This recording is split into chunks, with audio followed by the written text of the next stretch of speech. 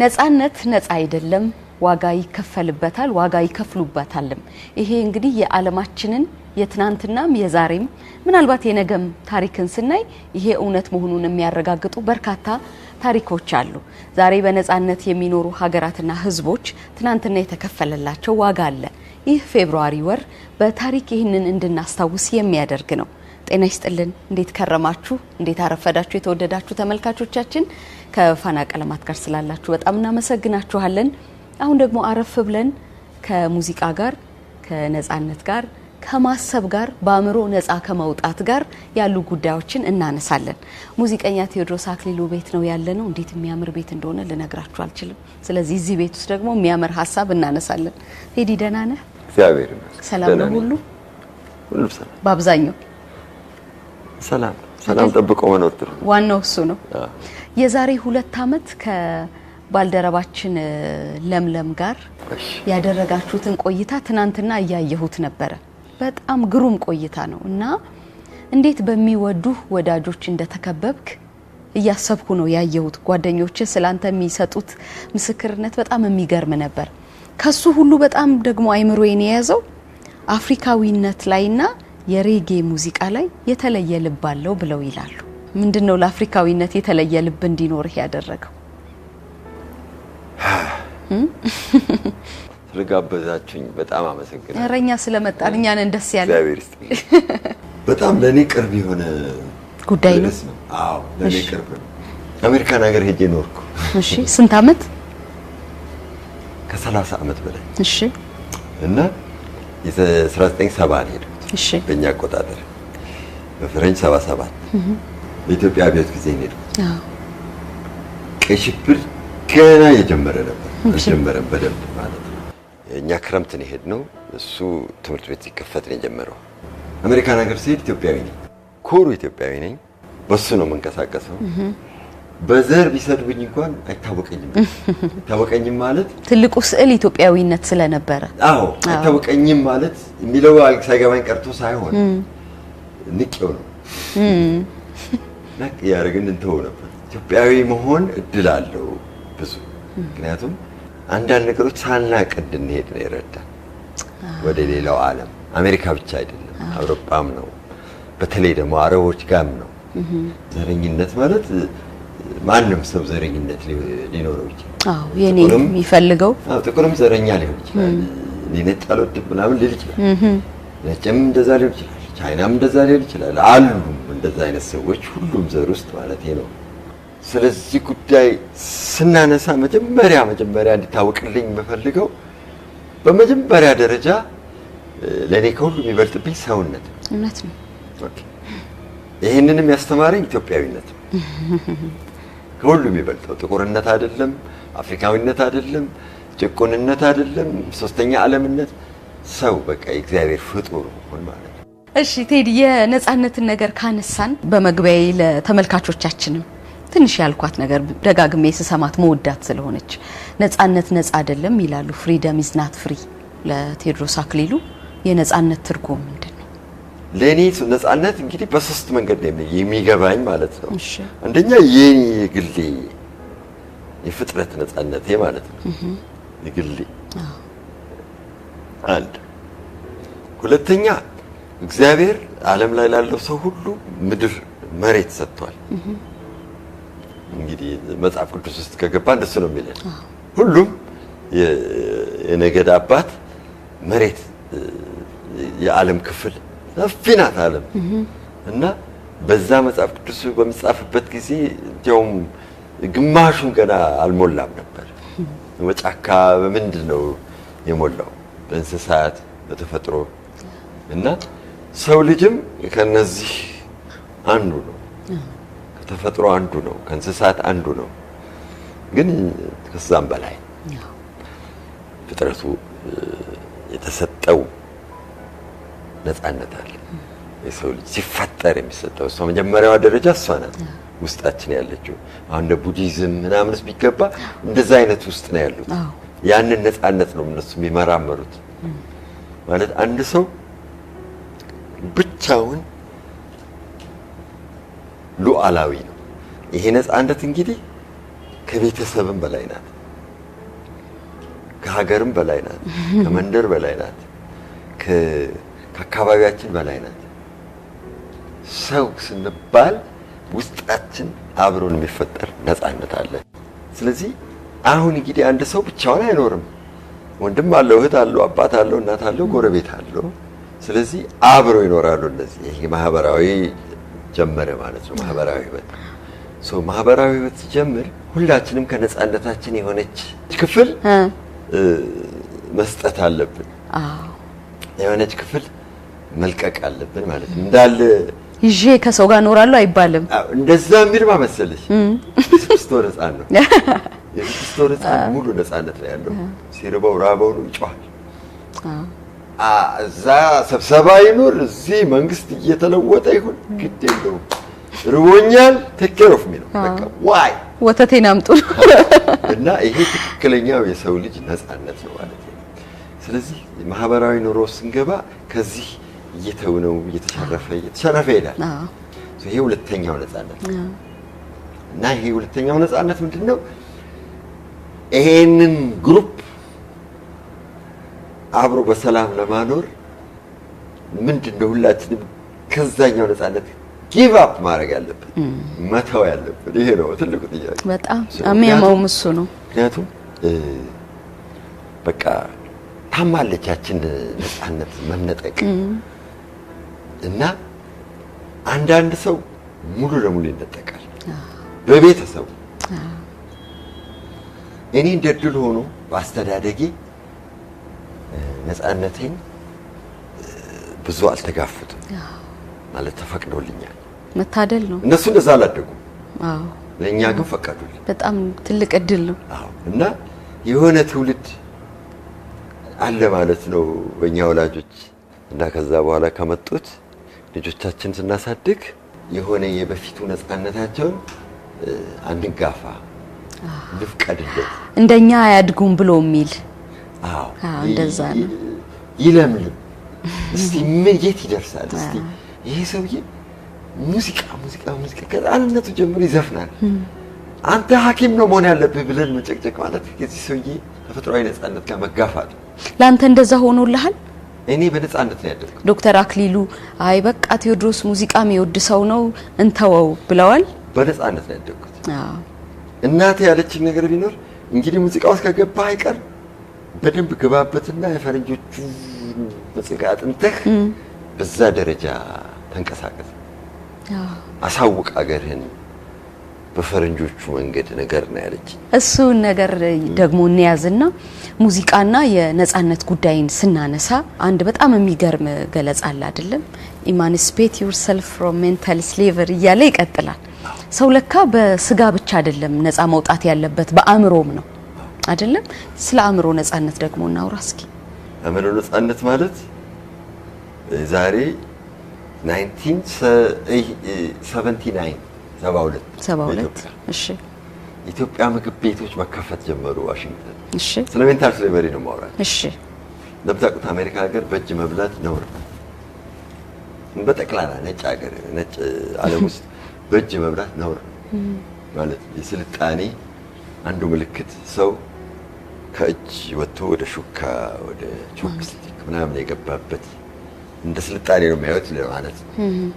ያኔ አበሻ ምግብ ቤቶች ዋሽንግተን አካባቢ ሲከፈቱ ይሄን እንበላ ነበር። ስንበላም ሹካ ቢላ አይቀርብም፣ እንደተለመደው በባህላችን ነው። ይስቁ ነበር ፈረንጆች።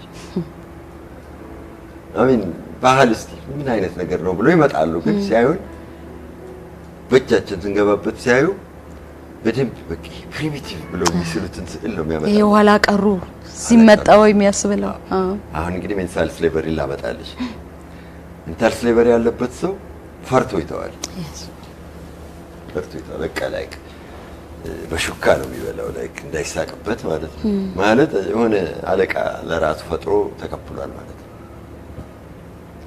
ነፃነት ያለው ሰው ደግሞ የሱ ችግር ነው የኔ ችግር አይደለም ብሎ እንደፈለገ ይሳቅ ብሎ ይበላል ማለት ነው። አንበሳ እንደሆንኩ ነው የጨረስኩት እውነቱን ልናገር። ስለዚህ በአእምሮ ነፃ መውጣት ፍርድንም አለመፍራት ነው፣ መመዘንንም አለመፍራት ነው። ወይ ሰውዬ እንዴት በዚህ ዘለጠነ ሀገር መጥቶ በእጁ ይበላል ሲባል አይ በቃ ይሄ ነው ደስ የሚለኝ ብሎ ማለት ነው። እነሱን ማሰለጠናቸው እንጂ በእጃቸው እንዲበሉ አረግናቸው።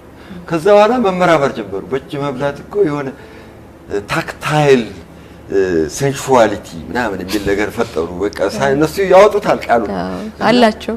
በእጅ መብላት ለካ ያገናኛል ከራስ ጋር። እውነት ነው። ለህይወት የሚያስፈልገው እሱ ይመስለኛል። የጥቁሮች ወር ይላል የካቲት ፌብሩዋሪ ትርጉም ይሰጣል። እዚህ ሀገር ስለ ጥቁሮች ሲወራ ብዙ ትርጉም አይሰጣቸውም እንደተረዳሁት። እንግዲህ እዚህ ሀገር 17 አመት ነው አልኩ አሁን ተመልሼ ከአሜሪካ እና ጥቁር አፍሪካ ስል አይገባቸውም። አይ ቴዲ ጀመረ ደግሞ ምናምን ይላሉ። ኦዩ ቸርማን ይባል ነበር ድሮ።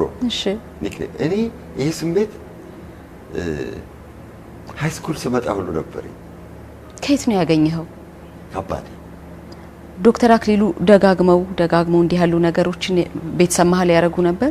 አባቴ ላይብሬሪ ግማሹ ስለ አፍሪካ ነው። እኔ ደግሞ አባቴ ላይብሬሪ ገባ ነበር መንበብ ወዳለሁ እና ዝናብ ከሆነ ውጭ ኳስ ከሌለ ምን ከሌለ እሱ ላይብሬሪ በር ቆልፍና የእሱን መጽሐፍ ዝም ብዬ ራንደም አንድ መጽሐፍ ደስ ያለኝን አንስቼ አነብ ነበር። ኢንሳይክሎፒዲያ ከኤ እስከዚህ አነብ ነበር። በቃ የማንበብ ፍቅር። ለምን አነበብኩትኝ ልነግርሽ አልችልም። ዝም ብዬ አነባዋለሁ በቃ ከዜሮ ተነስቼ እና ከነጻነቶች አንደኛው አድርጌ ነው የማየው። ትልቅም ነገርም ነው እንጂ ስለሆነ ነገር ለማወቅ ፈልጉ ማናውቀው ነገር ሊታወቅ ይችላል። ከዛ አባቴ ላይብረሪ ገብቼ ሳነብ ጀነራል ሂስትሪ ኦፍ አፍሪካ የሚል አንድ 8 ቮሊዩሞች አሉ ዩኔስኮ ያሳተመው። እሺ እና እነሱን አየኋቸው እና አባቴ ጠየቅኩት ምንድን ነው ያልኩት ስለው ይሄ አለኝ እኔ ከኦሃዮ ስቴት ዶክተሬቴን አግኝቼ ስመለስ ሂስትሪ ኦፍ አፍሪካ የሚል ዩኔስኮ ስብሰባ ያደርጋል ካይሮ። የተማረ ሰው በቃ ጥቂት ነው ተመርጦ ተላከ። እሱ የተማረው ኤዱኬሽን ነው። የቶፒኩ ሂስትሪ ነው ግን ያው ማስተማሪያ ነው አይዲያው። ዩኔስኮ ስለ አፍሪካን ሂስትሪ ማስተማሪያ ነው የፈለገው። እነዚህን መጽሐፎች እንዴት ሊጻፉ ቻሉ የሚለው ጥያቄ ላይ የእሱን ስም አየሁት። የመጀመሪያው ቼርማን ያው የዚህ ኮሚቴ የዩኔስኮ ጀነራል ሂስትሪ ኦፍ አፍሪካ እና አባቴ ሲነግረኝ ካይሮ ሄደን ቁጭ ብዬ አዳመጥኳቸው አለ። አፍሪካ ሂስትሪ የለም ስለ እንትን ያወራሉ አለ። ስለ ትንሽ ኖርት አፍሪካን ሂስትሪ የነ ሞሮኮ የነ አልጄሪያ የነሱ ከአውሮፓ ጋር የተነካካ ፓርት አላቸው። ከዛ ኢጅፕት ደግሞ በቃ የነጮች ታሪክ እሱ ይሰማው የነበረው እዛ ስብሰባ ላይ ኤክስፐርቶቹም ነጮች ናቸው በብዛት እና አረቦችና ነጮች ተባብረው የሚያደርጉት ነገር ነው። ቁጭ ብሎ እሱ ሳይ the head of UN ዩኔስኮ ያኔ ማሊያን ነበር ከማሊ ይህም ስፍራ እንዲደረግ ያደረገ ነው። ግን አፍሪካ ውስጥ በቂ ማንፓወር አልነበረም ስለ አፍሪካን ሂስትሪ የሚናገር። እኛ ገና ከነጻነት አልወጣንም ያኔ 59 ምናምን እኮ ነው የፈረንጆች ነጻነት የተገኘው። ጋና እንኳን 57 ነው 57 59 63 ወይ የተቋቋመ እዛች ጊዜ ውስጥ ነው።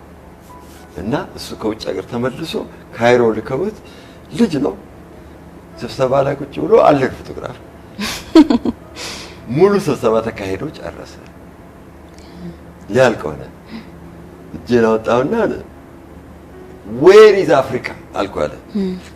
አባቴ ትዝ ይለኛል እዛ ሲል where is Africa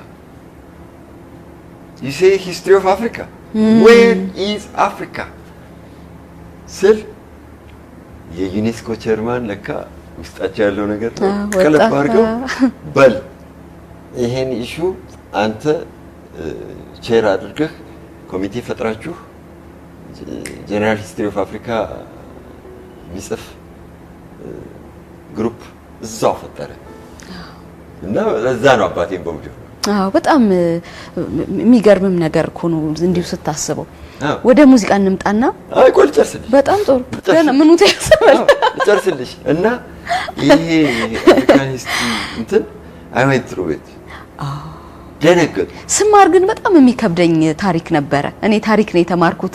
ፕሮፌሰር ተሰማ ጣሃ ናቸው ያስተማሩኝ። ሰምታቸው መጽሐፋቸውን አንብቤያለሁ። አዎ በጣም ናላ የሚያዞር ትምህርት ደስ ይላል፣ ግን ደግሞ በጣም ውስብስብ ነው፣ ሰፊ ነው። እንደዚህ ያለ ነገር ነበረ። እሱ ተሰምቶ ነው እኔ ሪያላይዝ ሁሉም ንጉስ እንደነበረው ለካ ሁሉም ንጉስ ነበሩ። የአፍሪካ ለካ በሺዎች የሚቆጠሩ ንጉሶች ነበሩ። ንጉስ ደግሞ ማለት እኮ መሰለሽ ኦርጋናይዝድ የሆነ መንግስት ማለት እኮ ነው። ኦርጋናይዝድ የሆነ መንግስት ማለት አንድ ህዝብ ከቤተሰብ ውጭ ወጥቶ መንግስት ሆኖ ራሱን ማስተዳደር የቻለበት ማለት ነው። አፍሪካ was full of that እና ስርዓት አለው። በጣም ስርዓት አለው። በጣም እኔ አሌክስ ነበር፣ ምክንያቱም ያኔ ሊገባኝ አይገባም፣ ግን አሌክስ ነበር።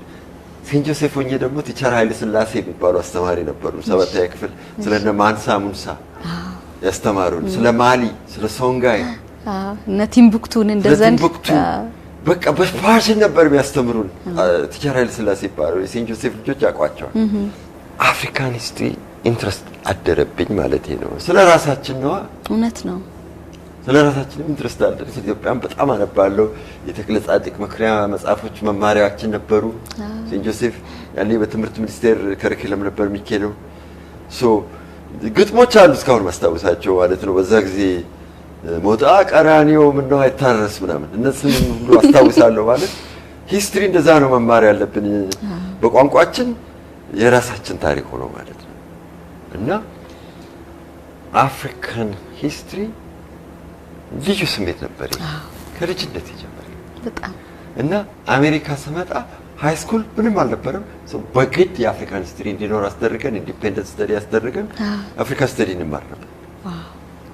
ግን ራሳችን ኢንሳይክሎፒዲያ አድርገን ሪፖርት ነው የምንሰጠው።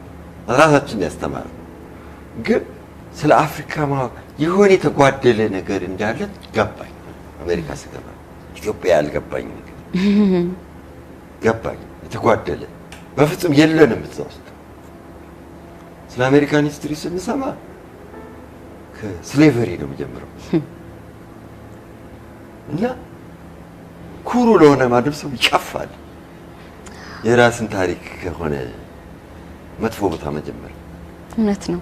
ስንት ጥሩ የሚጀመር ታሪክ እያለ የአፍሪካ ሂስትሪ ያ ሁሉ እያለላቸው እንደዛ አይነት ኪንግዶሞች እኮ ነው የሄዱት። አንዳንዶች እኮ የንጉስ ልጆች ናቸው። በጣም ውብ ታሪክ አለ። እንዴ አፍሪካ ኢዝ ቢዩቲፉል። የዓለምን የሂስትሪ ሄሪቴጅ የሚያበለጽግ የሚያለመልም የአፍሪካ ታሪክ ሲጨመርበት ማለት ነው። ይህንን አሁን እኔ እናንተ ያነሳነውን ጥቂት የነካካነውን የሚገርመውን ታሪክ በሙዚቃ ተሰርቶ ይሄ በጣም የምወደው አንደኛዬ ነው ብለህ የምትለው ሙዚቃ የትኛው ነው? ቦብ ማርሊ የሚገርም ገጣሚ ነበር። ግጥሞቹ ክፍት የሆነ አእምሮ ነው የሚያሳዩት እና ስለ ጥቁርነትም ቢያወራ ስለ ሰብአዊነት ከስሩ አለ ሁሌ። የበፊት ንጉሳችን እንደሱ ነው የማየው። ስለ ጥቁርነት በሚያነሱበት ሰዓት ያን ያህል ተሰምቷቸው ከስሩ ሰብአዊነት አለ። በጣም ተወዳጅህ ቦብ ነው። ቦብ ለምሳሌ ወር ላይ ጃንሆይ ንግግር ቦብ ማርሊ በሬጌ ያቀረበው ቅንብሩ አስቡት። ቅንብሩ ብዙ ቅንብር ብዙ አንደኛ የዩኤን ንግግር ኢትዮጵያ ዩኤን ውስጥ ፕሬዘንት ለመሆን ትፈልግ ብቻዋን መሆን ትችል ነበር። ኢትዮጵያ የሚባል አገር ይዛ ልክ ግብጾቹ እንዳደረጉት ኢትዮጵያ የሚባል አገር ይዛ ሜምበር ሆና መኖር ትችል ነበር። ግን ሱዳኖቹ እዚህ አሉ፣ ሶማሌዎቹ እዚህ አሉ፣ ኬንያኖቹ እዚህ አሉ፣ ታንዛኒያኖቹ እዚህ አሉ፣ ማሊያኖቹ እዚህ አሉ፣ ናይጄሪያኖቹ እዚህ አሉ። ሰብአዊነት የሚለው ነገር ምን አስገደዳቸው? እነዚህን ጥዬ እኔ እንዴት ነው ብቻዬን ፍለሪሽ ማለት አብረን ነው መፍካት ያለብን። እንደዛ እንደው ካማርንም አብረን ነው ልናመር የሚገባው። እና የኛም ሰው ካለ እኔ ምን አገባኝ ስለ ኬንያ ስለ ናይጄሪያ ካለ ከሰብአዊነቱ ጋር ትንሽ ተራርቋል ያስብበት። ደጋግመን ስለ ልጅነት ስለ አባትህ ስናነሳ መቼም ተመልካቾቻችን ብዙ ሰው የሚያውቃቸው ሊኖር ይችላል፣ ግን በጣም በጥቂቱ አስተዋውቀናቸው እንድንወጣ ፈልጌ ነው። ዶክተር አክሊሉ ሀብቴ የቴዲ አባት ናቸው። የቀዳማዊ ኃይለ ሥላሴ ዩኒቨርሲቲ ታሪክ የከፍተኛ ትምህርት መቋቋምና መስፋፋት ጉዞ በኢትዮጵያ የተሰኘ በጣም ግሩም መጽሐፍ አበርክተውልናል። መቼም እድሜና ጤና ከሰጠን ዶክተር አክሊሉ ሀብቴን እናገኛቸዋለን። አንተ ታስፈቅድልኛል? አስፈቅዳለሁ። ስለዚህ እዚህ ፕሮግራም ላይ ከዶክተር አክሊሉ ሀብቴ ጋር ደግሞ ምን እንጫወትበት ቀን ይመጣል ብዬ አስባለሁ። ሐሳባችንን ለመጠቅለል እንዲረዳን ሙዚቃ እንድታስብ የምትፈልገውን እንድታደርግ በነፃነት እንድትኖር እንድታቅ የረዳህ አንድ ቱል ወይ መሳሪያ ነው ብዬ አስባለሁ። እኔ አሁን ባለ እድሜ ወደ ኋላ ስታስብ ምንድነው የሚሰማ? ከመጣህባቸው መንገዶች እንደዚህ አንፃር በሚወዱት ነገር ጥልቅ ብሎ መግባት ጥሩ ነው። ምክንያቱም ስለሌላውም ነገር ታውቂያለሽ። ትደንሳለህ ቴዲ? በደንብ ጎበዝ ነህ ዳንስ? ነበርኩ። አሁንስ? ደከመኝ፣ እግሬን ደከመኝ እና አንድ ቦታ ቆሜ ለሬጌ ይመቻል። አንድ ቦታ ቆመሽ ዲሊት ወዛውሽ ሬጌ ነፍስህ ነው። ወደዋለሁ። ለምን ውስጤ ይገባል ቶሎ ብሎ። አሁን ሰርግ ላይ ስሰማ ሰርግ ሙዚቃ ውስጤ ቶሎ ይገባል። የሚሉበት ቦታ ባህሌ ነው። ሁለተኛ ብዙ ትዝታ አለኝ። አክስቶች ሲያገቡ ሲሉ የተሳተፍኩበት ምናምን ከኔ ጋር አብሮ የሄደ ታሪክ አለ። በጣም ደስ የሚል ጨዋታ ነው ያደረግነው። የመጨረሻ መዝጋት ማጠቃለል የምትፈልግበት ሀሳብ ካለ ይሄው ልጋብዝ። አዎ ይጋብዝሽኝ። ስለ ብላክ ኢንስትሩመንት። አዎ ብላክ ኢንስትሩመንት ለምን አስፈልገ? አዎ ኢትዮጵያ ውስጥ ያስፈልጋታል ወይ? አዎ አዎ አዎ ያስፈልጋታል። አላወቅነውም እንጂ ያኔ እንጀራውን ስንበላ ስንሸማቀቅ ወሬ ተበልተናል ተወስዷል። ስለዚህ ማስመለስ አለብን። ጎዶሎን የባህላችንን ክፍል መቼስ ፐርፌክት ባህል የትም የለም። ያረምን ያስተካክልን የጣልን ሳይሆን ያስተካክልን መምጣት ነው እንጂ ይሄንን ሙሉ ማንነታችን ትተን ይሄ አዲስ ማንነት ለመልቀም መሞከር አይሰራም። በቃ አይሰራም፣ አይመጣም። ካሁኑ ልንገራችሁ አይመጣም። ይረፉት አይመጣም። አሁን ሞክሬው ነበር አይመጣም። ስለዚህ ያለንን ለመጣለትም ሰው እውነት ራሱን ይመርጣል። ከህዝቡ ጋር ነው ወይ ከጥቁር ህዝብ ጋር ነው? የጥቁር ህዝብ ጭቆና ይሰማዋል ወይ? ስራ ውስጥ የጥቁር ጭቆና ኢሹ ቢመጣ አርፎ ዝም ነው የሚለው ወይንስ ይጋለጣል? ይሄ ሁሉ ይመጣል። ስለዚህ ማክበር አይደል? የተከፈለልንን ዋጋ ማሰብ፣ እሱን በደንብ መንከባከብና ደግሞ ወደ ቀጣዩም ነገር መሻገር ያስፈልጋል እንጂ አይ አይመለከተኝም ብሎ ማለትም ትክክል አይደለም። ምክንያቱም በነፃ ያለ ነው በእነሱ በከፈሉበት። በጣም ቆንጆ እና ብላክ ኢንስትሩመንት እኛ ድሮ እናከብረው ነበር ኮሌጅ ያለው አሜሪካ። ሁሌ እቺ ነገር እኔ ነኝ የጨመርኳት። ሁሌ ብላክ ኢንስትሩመንት መጨረሻ ላይ ከባድ የአድዋ በዓል እናደርግ ነበር። መዓል መጨረሻ ላይ የሚመጣው ማርች አድዋ ነው። ስለዚህ ብላክ ኢንስትሩመንትን ሁሌ በአድዋ ነው የምንጨርሰው። በጣም ቆንጆ አጨራረስ እና አድዋ የፓን አፍሪካኒዝም መጀመሪያ ነው። እሱ ሌላ ስብሰባ ያስፈልገዋል። ያሱ ሲደርስ ደግሞ እንገናኛለን። ፓን አፍሪካኒዝም ያስጀመረው የአድዋ ጦርነት ነው። ይሄን ነው በቃ ለቆይታችንም ጥሩ መደምደሚያ ነው ቴዲ። የቀለማት ቆይታችንን ከሙዚቀኛ ቴዎድሮስ አክሊሉ ጋር ነበር ያደረግነው። ተጫወትን፣ ስለ ነጻነት አነሳን፣ ስለ ተፈጥሮ አነሳን፣ ስለ ሙዚቃ ሌሎች ነገሮችንም ጨማመርን። በጣም በሚያምረው ቤት ስለጋበስከን፣ ጊዜ ስለሰጠን፣ ትኩረት ስለሰጠን በጣም ነው የምናመሰግነው። እኔም በጣም ነው የማመሰግነው። የተወደዳችሁ ተመልካቾቻችን እናመሰግናችኋለን። ፋና ቀለማት ይቀጥላል። የረፍት ቀናችሁ የሰላም ይሁን። እናመሰግናለን።